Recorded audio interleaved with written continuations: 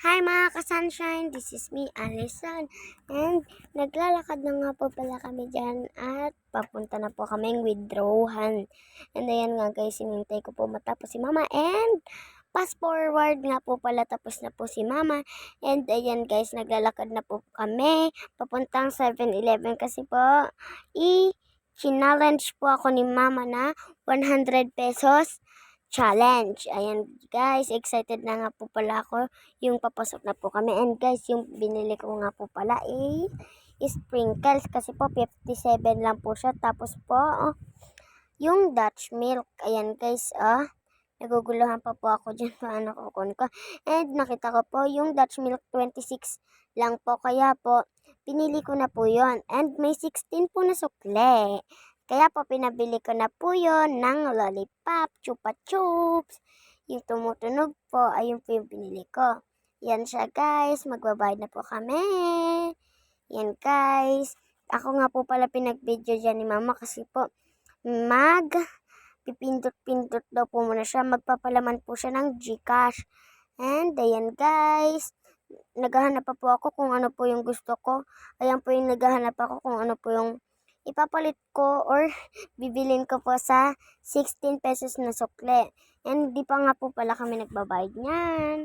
Ayan guys. Yan siya guys. O yung mga chichirya. Merong Doritos, Cheetos. Ayan guys. At saka guys, Happy. At saka guys, ayan na nga po. Naglakad-lakad lang ako dyan guys na nagbe-video.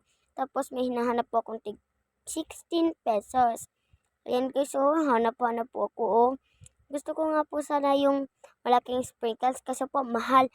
Challenge po yun. Pero po, challenge accepted naman po sa akin. Yan guys, ang cute na mga toy na tinitinda and may laman nga pong candy yun. And ayan nga po pala guys, nakapila na kami. And yan guys, next na kami. And fast forward nga po pala guys. Ayan na po, tapos na po kami magbayad and lumabas na po kami. And guys, 3 po yung binili ko dyan. And pinapasabi po sa akin ni mama kung ano po mga binili. So, yan guys, nandito na po kami. And guys, kung nagtataka po kayo kung bakit po iba yung damit ko, kasi po, pagdating po namin, naligo po ako agad kasi po galing akong labas. At matutulog na din po kami. Ito nga po pala yung mga binili namin. Yung lollipop nga po pala, nakain ko na.